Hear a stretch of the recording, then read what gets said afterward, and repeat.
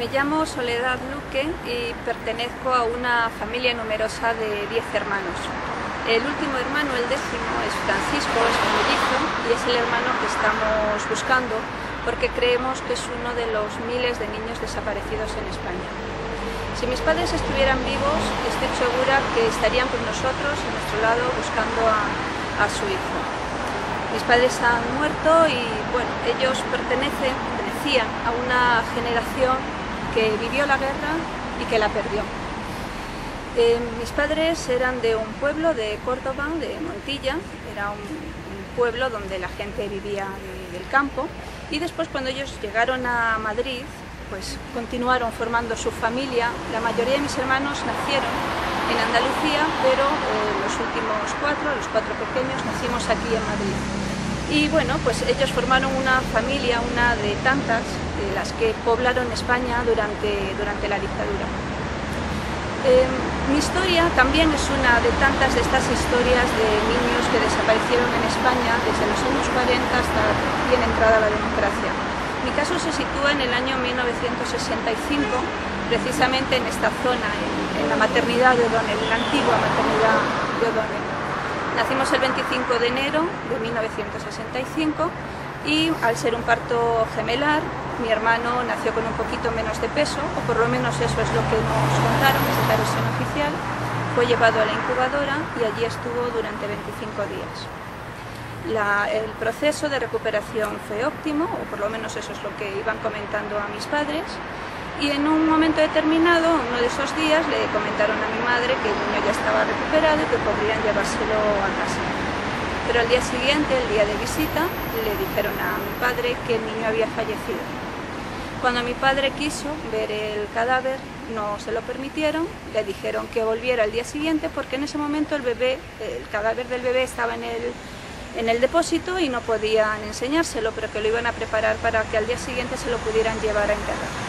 Al día siguiente volvió mi padre con mi hermano mayor. Mi madre no pudo venir sino que se quedó en casa con una impresión, un shock importante, porque ella lo que esperaba era su hijo, no la noticia que le dio mi padre de que el bebé había fallecido.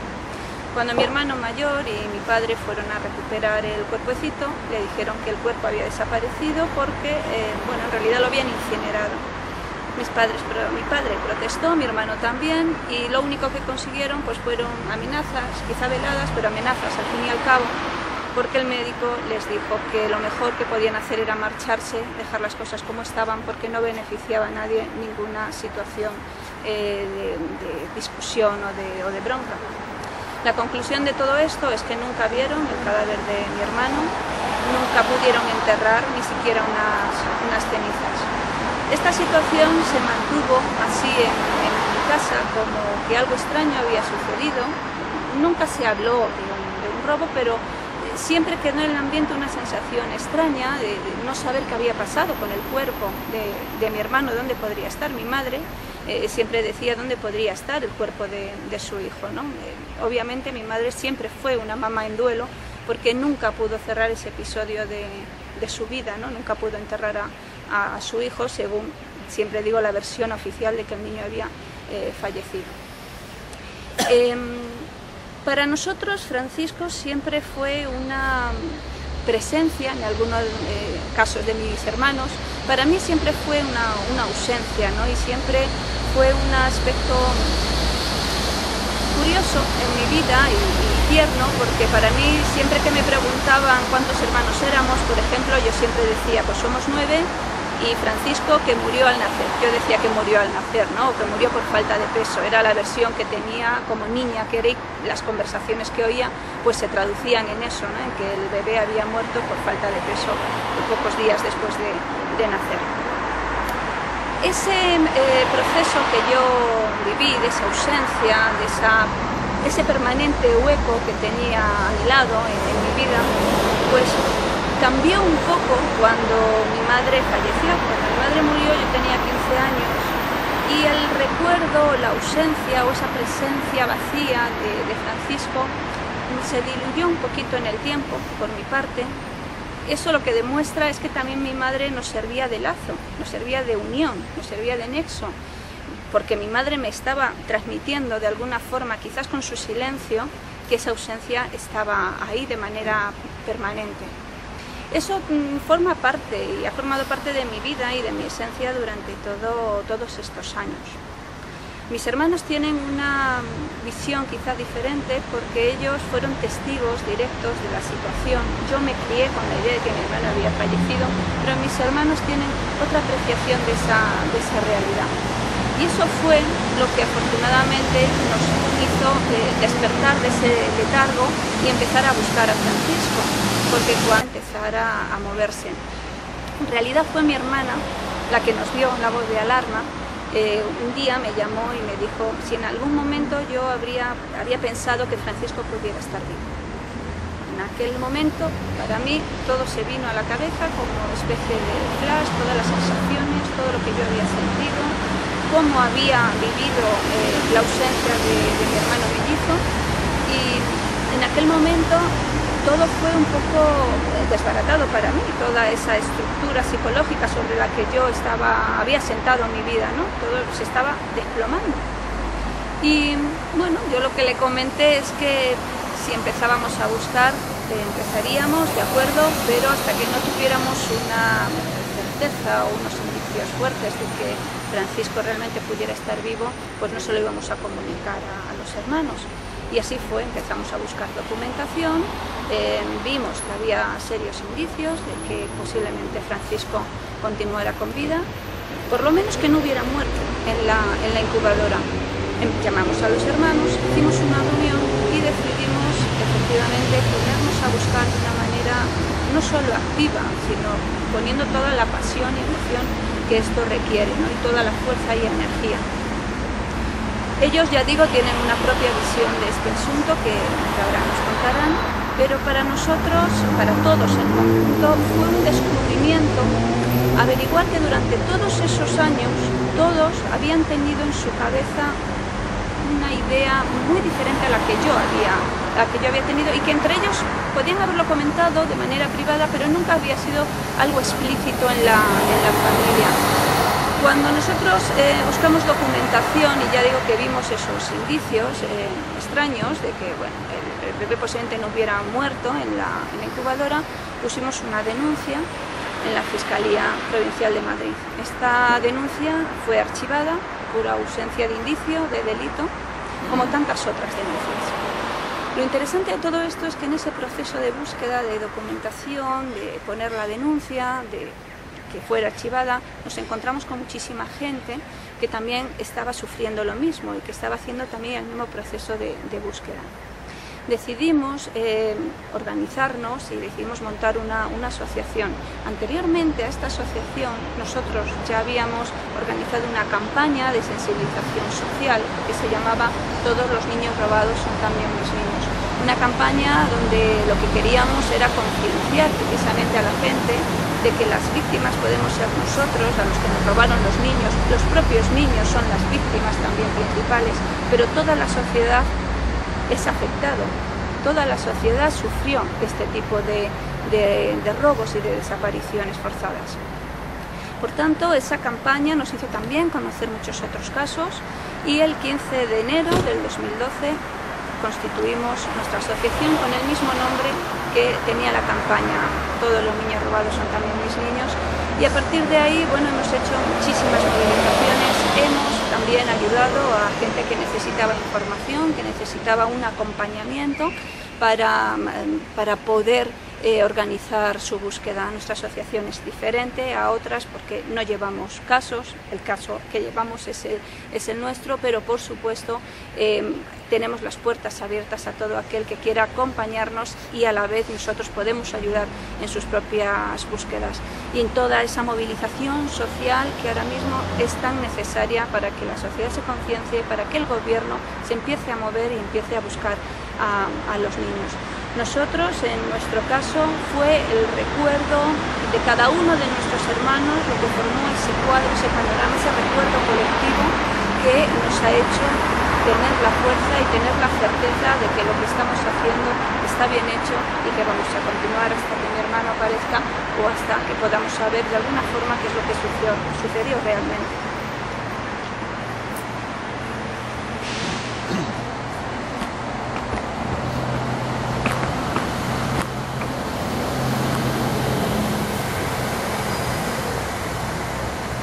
llamo Carmen Luque Delgado. Tenía 6 años cuando nacieron mis hermanos pequeños, Soledad y Francisco. De aquella época tengo recuerdos como flashes, pero muy vivos. Recuerdo cuando fuimos a buscar a mi madre a la maternidad, cuando salió ella por la puerta con mi hermana Sol en brazos. Recuerdo los días de espera en casa, esperando a que saliera Francisco, lo que hablábamos con los vecinos, pues, que había nacido con poco peso, con problemas de oído, que estaba en la incubadora. Recuerdo cuando volvían mis padres de ver a mi hermano y nos contaban cómo iba la cosa, que iba mejorando. Recuerdo sobre todo cuando volvía mi padre por las tardes, porque iba a verle al hospital después de trabajar, y se sentaba con mi madre y comentaba cómo iba todo, que iba mejorando, que en unos días le teníamos en casa.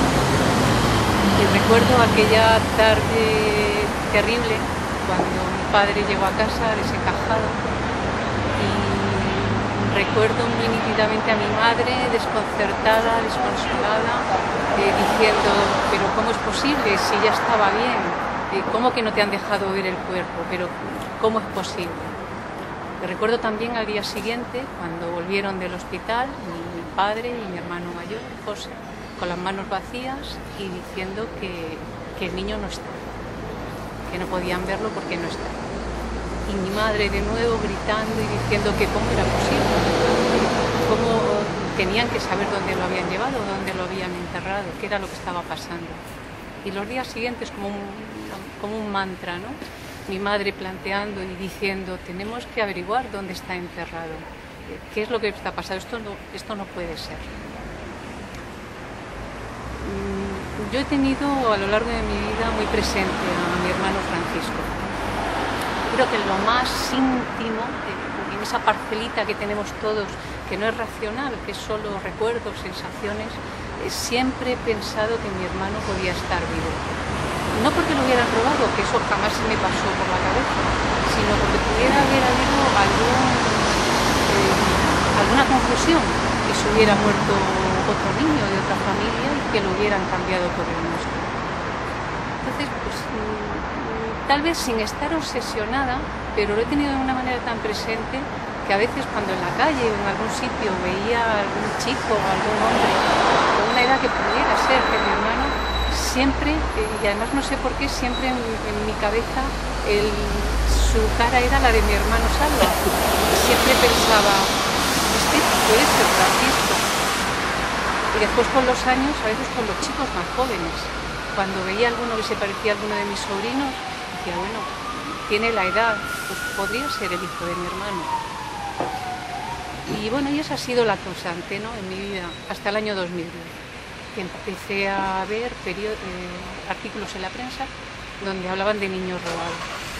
Entonces fueron noticias que me impactaron, que me inquietaron, pero que no relacioné en un principio con mi hermano, hasta que en octubre o noviembre de 2010 vi una noticia, un artículo en El País que puso patas arriba a mi vida, ¿no?, porque lo que leí fue un caso que podía ser intercambiable con el nuestro, era muy parecido. A la familia le dijeron que el niño había muerto de repente, que no le dieron el cuerpo, el hospital se hacía cargo de todo, a pesar de que tenían seguro de entierro, como teníamos también nosotros en nuestra familia. Pero sobre todo lo que más me sobresaltó fueron las declaraciones de la madre. La madre también pensó durante toda su vida que su hijo podía estar vivo. Y cuando iba a los parques infantiles por la calle, miraba a los niños, los muchachos que pudieran tener la edad de su hijo, para ver si le encontraba algún parecido con alguno de sus otros hijos. Y bueno, en aquel momento todos esos recuerdos, aquellas sensaciones deslavazadas a lo largo de mi vida, encajaron. Y fue en ese momento cuando pensé no solo que podía estar vivo, sino que nos lo podían haber robado.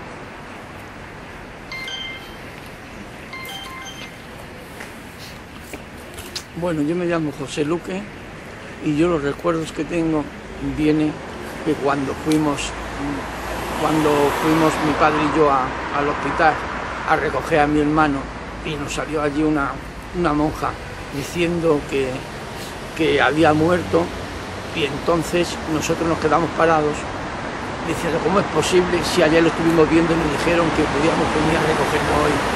Y entonces le reclamamos el cuerpo de nuestro hermano y nos dijeron que no nos lo podían dar porque estaba abajo en el depósito, que fuésemos al otro día a recogerlo.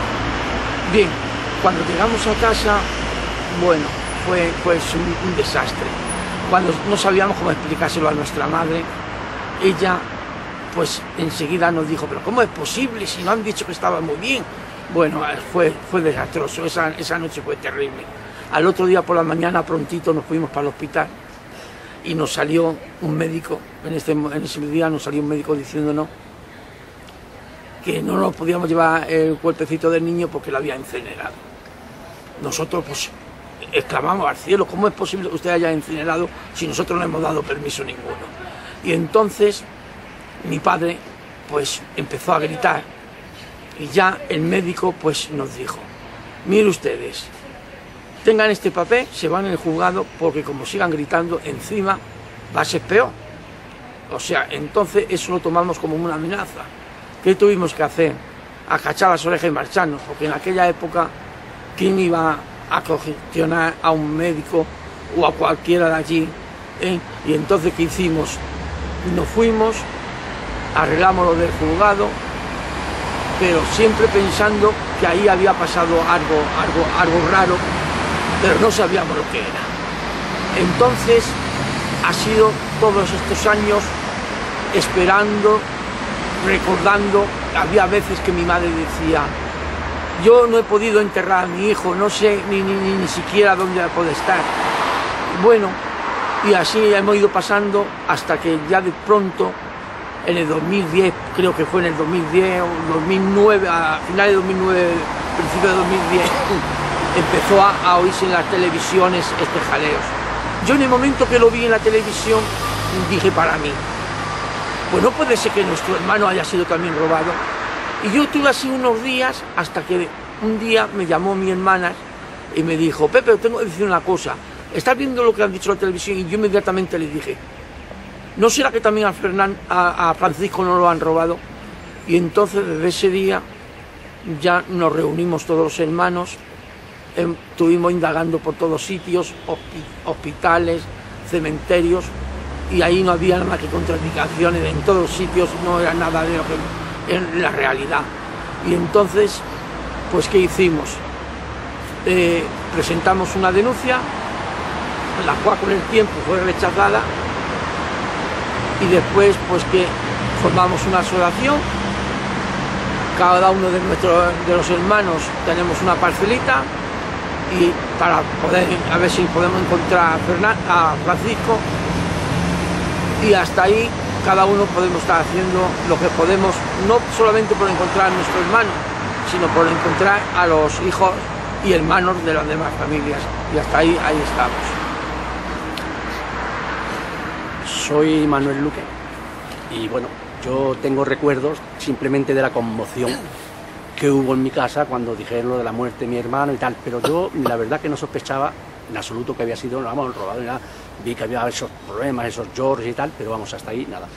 Luego, para mí comenzó un poco esta cuestión cuando mi hermana Soledad nos llamó y nos dijo que bueno, quería hablar de lo que había pasado, de nuestro hermano Francisco. Yo, la verdad que después de haber oído tantas veces en televisión lo que había pasado con los niños, ya me saltaron todas las alarmas. Entonces, bueno, pues a raíz de eso, cuando tuvimos la reunión, nos explicaron mis hermanas lo que ellos pensaban, habían hecho ya varias indagaciones y bueno, pues empezamos a pensar en hacer lo que es la asociación y hacer las búsquedas de tal. Yo en la asociación pues lo que hago es ayudar un poco de lo que hay que hacer, manifestaciones y tal, un poco también en la seguridad de cuando hay manifestaciones y tal, pues para que no pase ningún problema. Y nada más, para mí ha supuesto esto, pues aparte de que claro, la búsqueda nos ha metido a todos los hermanos, para mí es, si cabe, tener una unión mucho más fuerte en la familia, pero bastante más fuerte, vamos, de estar, pues, de antes nos veíamos de vez en cuando y ahora nos vemos a cada patá. Y vamos, que para mí ha supuesto eso, un poco un revulsivo para estar mucho más unido, si cabe, a mis hermanos. Soy Juan Luque Delgado y yo realmente no tengo mucho recuerdo de aquellos días. Lo que sí recuerdo, como ha dicho mi hermano, es digamos el malestar, esa impotencia y esa pena de mi madre y de mi padre y de todos los que estábamos allí, de no saber qué había pasado con nuestro hermano.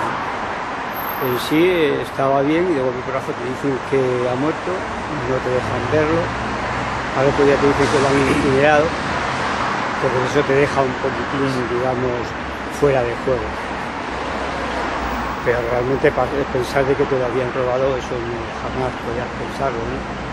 Yo, pues como mis hermanos, pues a partir del 2010 es cuando ya empiezas a pensar, cuando ves que salen otros casos muy similares, indagas un poco y ves que vas a la maternidad y te dicen que no hay notificación de que esta señora, mi madre en su caso, había tenido gemelos, ni había estado ahí, ni había tenido partos cuando éramos ya 7 hermanos más o 8 hermanos más.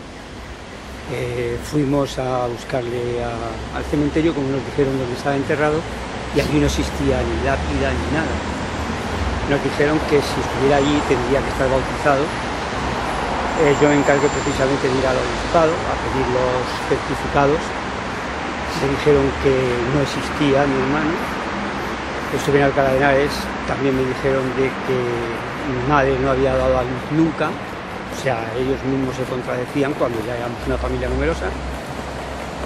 Y cuando pedimos los papeles al obispado de bautizo, de si había nacido, de qué forma había sido enterrado, lo único que existía era negativas por todas partes y como si él no hubiese estado nunca en la tierra. O sea, no había un rastro de... Entonces, al final, lo único que se consiguió fue unos papeles de que sí, que había sido un parto gemelar, pero hasta ahí no hay ninguna otra documentación y no sabemos nada más hasta ahora mismo. Lo único que hacemos los hermanos es pues, intentar buscar y tener esperanza por si algún día aparece. Yo soy Salva Luque y bueno, mis recuerdos sobre este caso, yo tenía 8 años cuando... Recuerdo la noticia cuando llegó mi padre a casa y se la comunicó a mi madre, el disgusto tan terrible que hubo. Y bueno, pues a partir de ahí pues te queda una cosa, con 8 añitos pues te queda una pequeña huella, ¿no? Una pequeña, no sabes asimilarlo, pero bueno, te queda ese dolorcito, ¿no? Entonces, bueno, pues va pasando el tiempo. Con el tiempo, a mí hay una cosa curiosa que lo hemos comentado que me iba ocurriendo, ¿no? Pues que me confundían por la calle, siendo joven. Bueno, pues con 18 años, con 20 años, siempre me han confundido por la calle. Nunca le habíamos dado importancia, ¿no?, a este tema.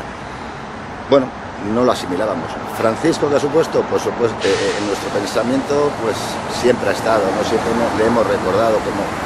Yo siempre, particularmente, siempre he pensado que Francisco estaba ahí. Eso es algo que siempre les he dicho a mis hermanos, pues quizá porque dentro de ti tienes esa cosa, ¿no? Quizás dicen de la llamada de la sangre, pues quizás sea algo así, ¿no? Yo siempre le he recordado, sin conocerle, siempre le he sentido y siempre le he tenido presente. Como todos, lo que ocurre, que quizás, no sé, el sentirlo dentro, o sea, el vivir ese momento de ver a tu padre, cómo se lo comunica a tu madre, cómo ves que no hay ese cuerpo, que no aparece por ningún sitio. Entonces todo eso es una huella que te queda. Luego, según han ido pasando los años, bueno, pues esto, aunque le tienes en el recuerdo, pues no le das mayor importancia. Pues no le das mayor importancia hasta que de repente un día te suena el teléfono y tu hermana te dice, oye, mira, que digo que has visto la televisión, estás viendo estos programas y tal, y entonces tú te viene, como yo le contesté, ya era hora, vamos a mirar, ¿no? Porque siempre dentro de ti tenías ese pensamiento.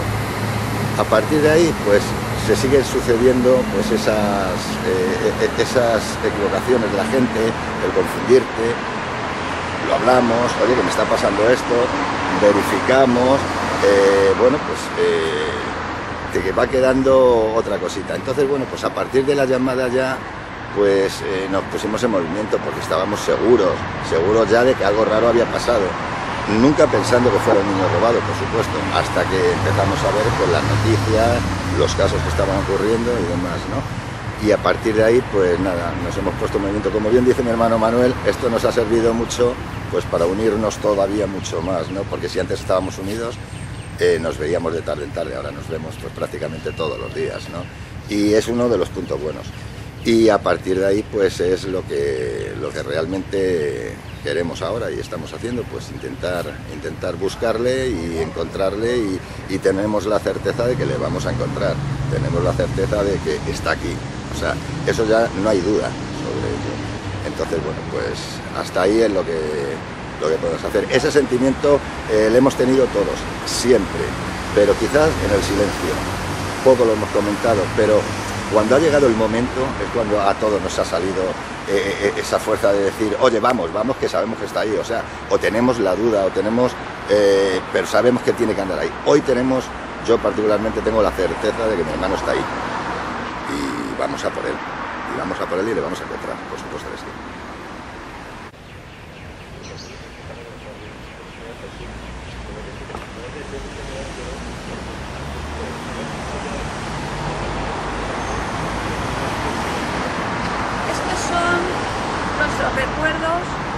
Sus recuerdos, las vivencias, las emociones que nos han dado la fuerza para buscar a Francisco. La otra parte es la parte de las evidencias, que es la parte documental, que efectivamente nos ha costado muchísimo conseguir, ya que, como decía uno de mis hermanos, Juan, tanto el hospital como el cementerio no nos han dado documentación necesaria para poder tener todos los datos suficientes y disponibles. En el hospital no había prácticamente documentación, de hecho no había, ya que la maternidad había sido derruida. En el cementerio lo único que nos daban era la ubicación de unos supuestos restos que 10 años después pasaron al osario común. Y lo único que hemos encontrado es documentación de asientos administrativos sobre la estancia de mi madre en el hospital y la evidencia de un parto gemelar y la muerte de mi hermano, la supuesta muerte. Pero no tenemos ninguna historia clínica y no tenemos, como bien decía mi hermano, ni una partida de autismo que se necesitaría para poder haber sido enterrado en el cementerio, un cementerio católico, el de Nuestra Señora del Almudena, el cementerio del Este. Bueno, toda esta búsqueda y toda esta situación tiene unas consecuencias emocionales, unas consecuencias económicas, porque todo sale de nuestros fondos, el gobierno no ayuda en absoluto a la búsqueda de nuestros niños, y también tiene unas consecuencias familiares, pero bueno, las asumimos y siempre tenemos en mente lo que decía nuestra madre, ¿no? Uno debe hacer lo que tiene que hacer.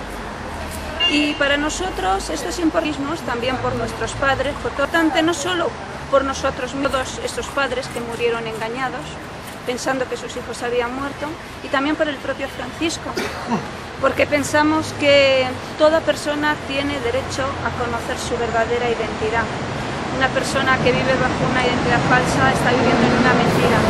Por tanto, nosotros tenemos ese derecho, esa obligación también de buscar el reencuentro. En caso de que lo encontremos, solamente será decisión suya, única y exclusivamente suya, porque es su vida y su privacidad y la decisión tiene que salir de él. Pero lo que sí es verdad es que este niño nuestro, Francisco, como todos los niños que también consideramos nuestros y de toda la sociedad, todos los niños que desaparecieran, tienen derecho a saber la verdad, a saber su origen y a vivir consecuentemente con esa verdad.